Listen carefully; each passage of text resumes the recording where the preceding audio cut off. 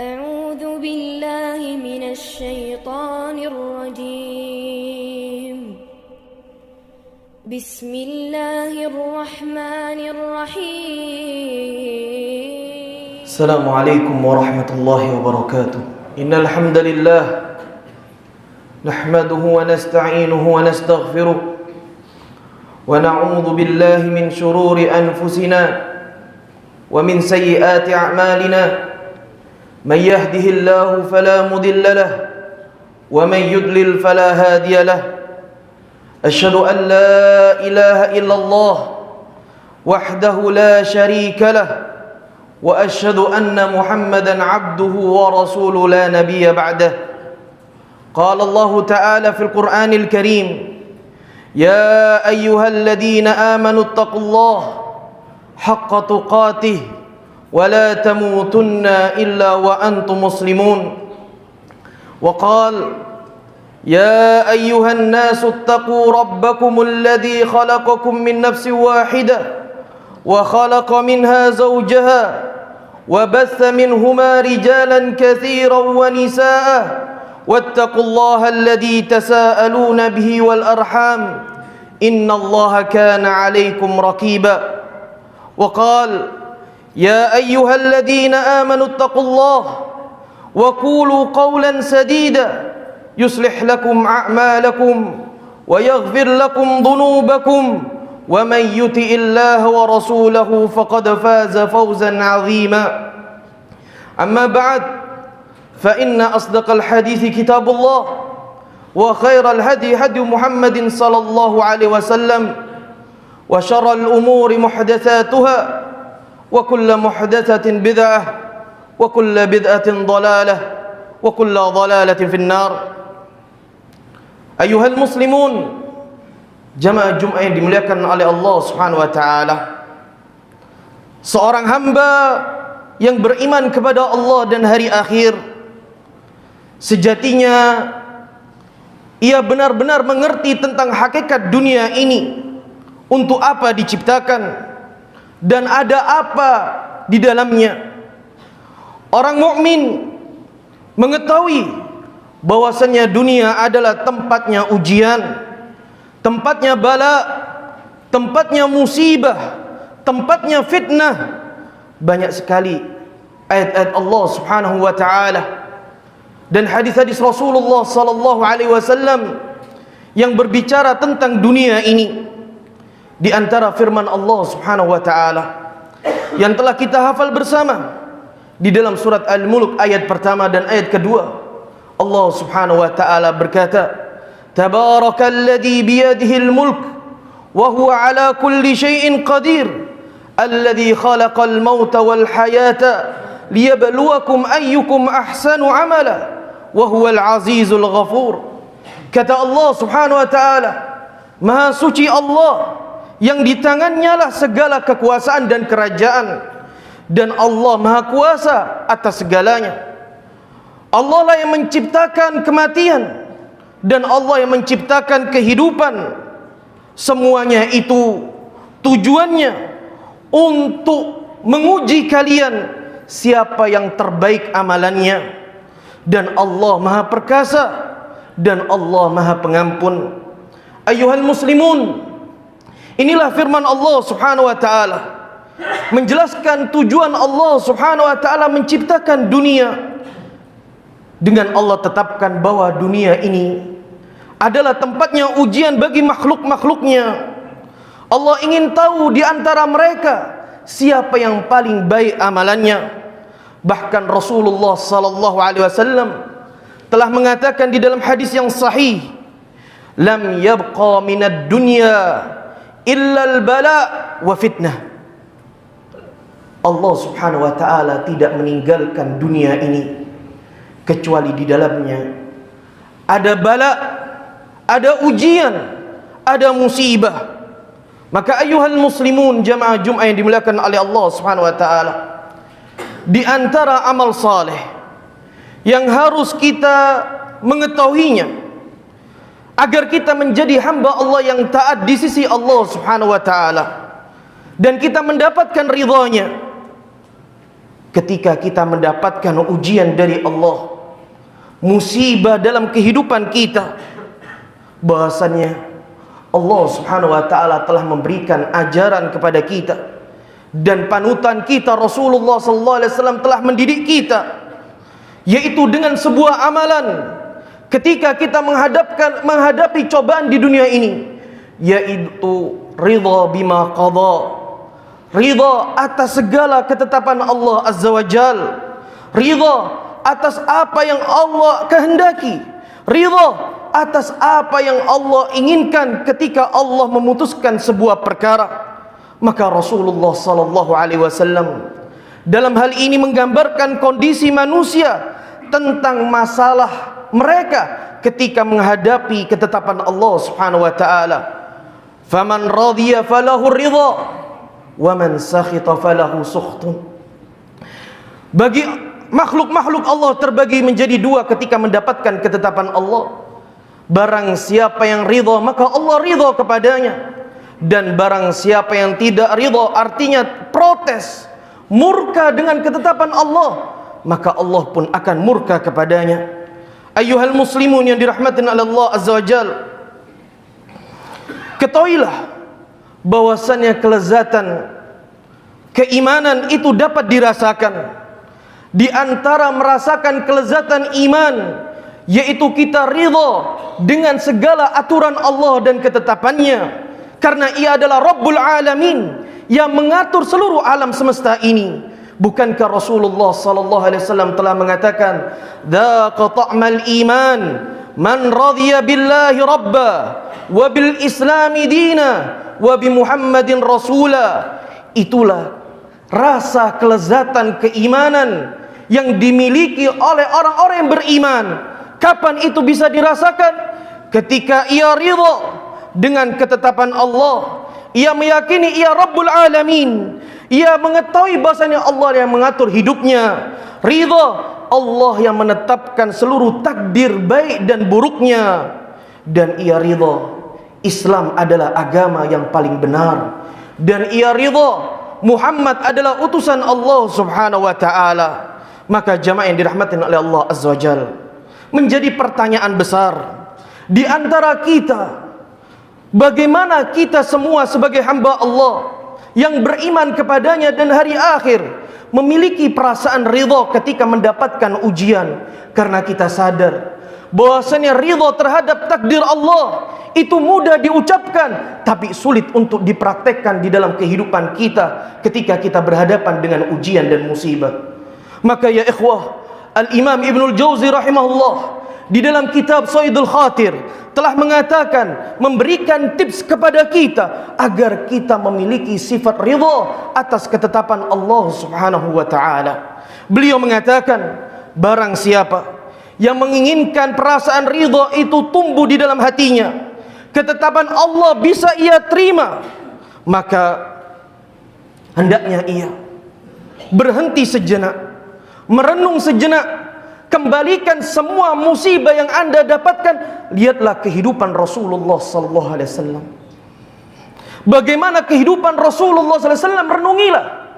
Lihatlah baginda Rasulullah sallallahu alaihi wasallam, kondisi demi kondisi, waktu demi waktu, beliau tidak lepas dari yang namanya ujian.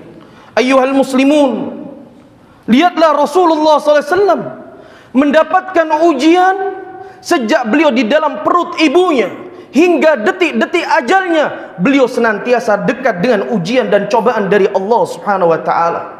Al-Imam Ibnul Jauzi rahimahullah kemudian menuturkan, semakin Rasulullah sallallahu alaihi wasallam mengerti, mengenal tentang Allah Subhanahu wa taala ialah Rabbul Alamin, semakin dekat ia kepada Rabbul Alamin, disitulah ia semakin sadar bahwa Allah lah sang pencipta yang berhak untuk mengatur ciptaannya. Allah berbuat atas segala kehendaknya. Allah sesuai dengan kemauannya untuk berbuat, dan ia memahami firman Allah, fa'alul lima yurid. Allah berkehendak atas segala apa yang ia inginkan. Sehingga Rasulullah sallallahu alaihi wasallam memahami ayat ini dengan benar, dan ia memahami bahwasanya ia adalah makhluk Allah, hamba Allah, ia lemah tanpa pertolongan Allah. Kewajibannya ia hanyalah ridha atas segala ketetapan Allah Subhanahu wa taala. Ayyuhal muslimun, jika kita tengok bagaimana kehidupan kaum muslimin di zaman ini, di setiap kondisi-kondisi kita, nasib-nasib kita ketika mendapatkan ketetapan dan takdir Allah Subhanahu wa taala, sebagian kaum muslimin di antara mereka ada yang mengeluh, aku menjadi anak yatim, aku tidak memiliki orang tua ayah ketika aku lahir di muka bumi. Demi Allah, renungilah Rasulullah sallallahu alaihi wasallam. Al-Imam Ibnu Katsir rahimahullah mengatakan, ujian terberat keyatiman yang hakiki itu telah didapatkan oleh kekasih Allah Rasulullah sallallahu alaihi wasallam. Beliau tidak memiliki ayah sejak di dalam kandungan ibunya. Wulida yatiman, beliau lahir dalam kondisi yatim. Dia tidak pernah tahu siapa ayahnya, bagaimana wajahnya. Jika ada di antara kita yang mengeluh, di tengah-tengah kaum muslimin yang mengeluhkan, aku ditinggal oleh ibuku, meninggal ia, aku tidak sempat hidup bersama ibuku, ketahuilah ya ikhwah, Al-Imam Ibnu Ishaq telah menceritakan, kanat matat ummuh wa huwa 6 sinin. Rasulullah sallallahu alaihi wasallam ditinggal ibunya ketika Rasulullah SAW dalam kondisi 6 tahun. Bahkan kata para ulama, beliau ditinggal dalam kondisi musafir di tempat asing, tidak ada siapa-siapa. Ujian yang begitu berat yang didapatkan oleh Rasulullah SAW. Usia 6 tahun dalam kondisi safar, ia ditinggal oleh ibunya. Jika ada di antara kita yang mengeluhkan dengan pekerjaannya yang saat ini begitu berat, susahnya mencari ma'isyah, dan ia merasa beban ini begitu berat, lihatlah Rasulullah sallallahu alaihi wasallam. Ia menyambung hidupnya sejak kecil, membantu pamannya Abu Talib mencari ma'isyah untuk ia bisa hidup. Dia menjadi ra'il ghanam, ar-ra'il ghanam, pengembala kambing, sebagaimana Rasulullah SAW menuturkan di tengah para sahabat-sahabatnya, ma ba'asallahu illa nabiyyan illa wara'al ghanam, tidaklah diutus oleh Allah seorang nabi kecuali ia pernah menjadi pengembala kambing. Para sahabat bertanya, ya Rasulullah, wala ant, ya Rasulullah, begitu pula engkau ya Rasulullah? Na'am, wala ana, sesungguhnya aku juga pernah mengembala kambing di tengah penduduk-penduduk Mekah. Jika di antara kita ya ikhwah ada yang mengeluhkan hidupnya pas-pasan, tidurnya tidak nyaman, kasurnya begitu keras, ketahuilah ya ikhwah, Rasulullah sallallahu alaihi wasallam telah merasakan kehidupan yang penuh dengan kesederhanaan. 3 bulan rumahnya Rasulullah sallallahu alaihi wasallam bersama istri-istrinya tidak nyala dapurnya. Rasulullah sallallahu alaihi wasallam ketika dilihat oleh Umar ibn Khattab, Umar ibn Khattab meneteskan air mata. Kata Umar ibn Khattab, ra'aitul hasira athara fi janbi, aku melihat bekas memerah di punggung Rasulullah sallallahu alaihi wasallam, dan itu yang membuat aku pilu, aku sedih, dan aku meneteskan air mata. Dan Rasulullah sallallahu alaihi wasallam mengatakan, ma yubkika ya ibn Khattab, apa yang membuat engkau menangis wahai ibn Khattab? Ya Nabi Allah, wa ma li la abki, wahai Nabi Allah, Rasulullah, utusan Allah, bagaimana aku tidak menangis? Inna Qaisar al-Faris, sesungguhnya kerajaan Faris, Persia, Romawi, mereka tidur dengan apa yang mereka miliki, dengan dayang-dayang yang mereka miliki. Engkau utusan Rasul, engkau utusan Allah, engkau Rasulullah sallallahu alaihi wasallam. Apa kata Rasulullah SAW? Ya ibn Khattab, amma tarda an takuna lana al-akhirah wa lahumud dunya.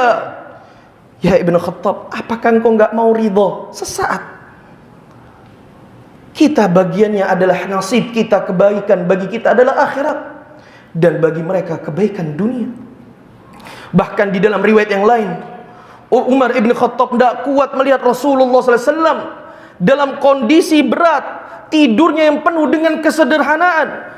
Beliau mengatakan bersama para sahabat-sahabatnya, "Ya Rasulullah, ud'ullah falyuwassi'a ala ummatik." Ya Rasulullah, doalah engkau kepada Allah agar Allah melapangkan kepada umatmu ini.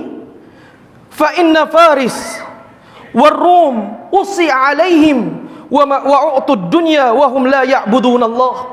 Sesungguhnya raja-raja Persia, orang-orang Persia, orang-orang Romawi, mereka dilapangkan oleh Allah, Allah berikan mereka dunia, sedangkan mereka tidak beribadah kepada Allah. Ketika itu dijelaskan oleh perawi hadis yang awalnya Rasulullah SAW bersandar, beliau langsung tegak, meluruskan badannya, beliau berbicara secara serius. Ya Ibn Khattab, au fi syakkin anta ya Ibn Khattab. Wahai Ibn Khattab, apakah engkau ragu-ragu dengan janji-janji Allah Subhanahu wa taala? Ulaika qaumun ujjirat lahumut thayyibatuhum fil hayatid dunya. Mereka adalah kaum yang Allah segerakan kebaikan-kebaikan dunia, tapi mereka tidak memiliki kebaikan di akhirat.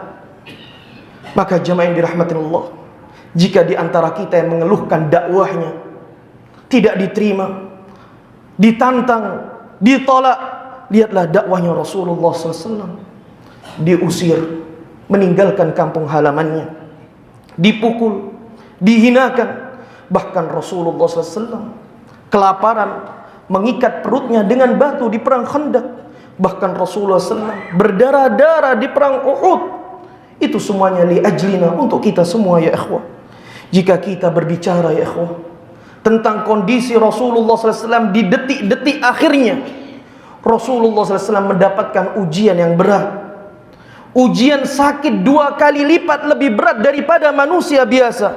Sebagaimana yang dituturkan oleh 2 sahabat, Abu Sa'id Al-Khudri dan Abdullah ibn Mas'ud radhiyallahu anhuma. Ketika Abu Sa'id Al-Khudri mengunjungi Rasulullah SAW, beliau panas tinggi ya ikhwah. Ayuhal muslimun, beliau panas tinggi, dan Abu Sa'id memegang selimutnya. Ternyata panasnya tembus ke selimutnya. Ya Rasulullah, ma asyadduha, ya Rasulullah, panas apa ini? Sakit apa ini? Bahkan Abdullah ibn Mas'ud radhiyallahu anhu mengatakan, innaka la tu'aku waq'an syadidan ya Rasulullah, sesungguhnya engkau mendapatkan rasa sakit begitu amat. Kemudian Rasulullah SAW mengatakan, ajal inni u'aku kama yu'aku rajulani minkum, sesungguhnya Allah memberikan aku ujian dan para nabi diberikan ujian, rasa sakit 2 kali lipat daripada kalian. Kalau kita merasakan panas 38, 40, Rasulullah SAW merasakan panas 70, 80 derajat ya akhwah. Maka dari sekelumit kisah ini, sirah yang membuat hati kita tergugah dari kehidupan Rasulullah SAW, maka hendaknya kita ketika mendapatkan ujian dan cobaan bisa lebih sabar, bisa lebih meneguhkan jiwa kita dan hati kita untuk senantiasa ridha dengan ketetapan Allah. Aqulu qouli hadza wa astaghfirullahu li wa lakum wa li jami'il muslimin wal muslimat fastaghfiruhu innahu huwal ghafurur rahim.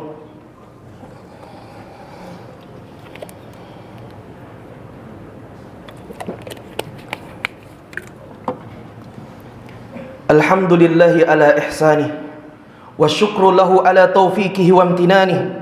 Wa asyhadu an la ilaha illallah wahdahu la syarika la ta'dhiman li sya'nih. Wa asyhadu anna Muhammadan abduhu wa rasuluhu ad-da'i ila ridwani. Ma'asyiral muslimin yang dirahmati Allah, izinkan di dalam khutbah yang kedua ini kita memohon kepada Allah Rabbul Izzati wal Jalal, semoga Allah memberikan keteguhan kepada jiwa kita, sebagaimana Allah Subhanahu wa taala telah mengatakan, wa kullan naqussu 'alaika min amba'ir rusul ma nusabbitu bihi fuadak. Dan itu semua wahai Muhammad kami ceritakan kepadamu, tujuannya adalah agar jiwamu, hatimu teguh atas kehidupan dunia ini dan cobaan yang ada di dalamnya. Dan harapan kami khatib, Semoga seluruh jamaah dan diri pribadi ini yang mendengarkan khutbah ini dan kisah ini dari kehidupan Rasulullah SAW tidak sampai di sini saja. Ceritakanlah kepada keluarga kita yang sedang terjepit. Ceritakanlah kepada kerabat kita dan seluruh kaum muslimin yang dalam kondisi terjatuh, yang mereka dalam kondisi dalam ujian dan cobaan. Sebagaimana Allah Subhanahu wa taala mengatakan, faqasusil qasasa la'allahum yatafakkarun. Ceritakanlah kisah-kisah para nabi dan para rasul agar mereka mau berfikir hakikat kehidupan dunia ini adalah tempatnya ujian dan istirahatnya orang-orang beriman adalah surga Allah Subhanahu wa taala. Dan juga jangan lupa ma'asyiral muslimin yang dirahmati Allah, tidak ada jalan untuk meraih ridha Allah kecuali orang-orang beriman memperbanyak doa, memohon kepada Allah Subhanahu wa taala, dan itu telah diajarkan oleh Rasulullah sallallahu alaihi wasallam di dalam hadis yang sahih yang diriwayatkan oleh Al-Imam An-Nasa'i. Rasulullah sallallahu alaihi wasallam berdoa, Allahumma inni as'aluka ridha ba'dal qada. Ya Allah, aku memohon kepadamu ya Allah sifat ridha atas segala ketetapanmu ya Allah, baik maupun buruk. Allah teguhkan jiwa kita. Kita memohon kepada Allah Subhanahu wa taala semoga Allah teguhkan jiwa kita dan seluruh kaum muslimin untuk senantiasa mereka bersabar atas setiap cobaan yang mereka dapatkan. Innallaha malaikatahu yusalluna 'alan nabi ya ayyuhalladzina amanu sallu 'alaihi wa sallimu taslima. Allahumma salli wa sallim 'ala nabi Muhammad wa ala ali Muhammad kama sallaita 'ala Ibrahim wa ala ali Ibrahim innaka Hamidun Majid. Allahumma ighfir lil muslimina wal muslimat والمؤمنين والمؤمنات الأحياء منهم والأموات إنك قريب مجيب الدعوات يا قاضي الحاجات ربنا ظلمنا أنفسنا وإن لم تغفر لنا وترحمنا لنكونن من الخاسرين اللهم إنا نسألك رضاك بعد القضاء اللهم إنا نسألك رضاك بعد القضاء اللهم إنا نسألك رضا بعد القضاء اللهم إنا نسألك حبك وحب من يحبك وحب أمل الذي يقرب إلى حبك اللهم اجعل حبك أحب إلينا من نفسي ومن مالي ومن الماء البارك ربنا آتنا في الدنيا حسنة وفي الآخرة حسنة وقنا عذاب النار وآخر دعوانا أن الحمد لله رب العالمين أقيموا الصلاة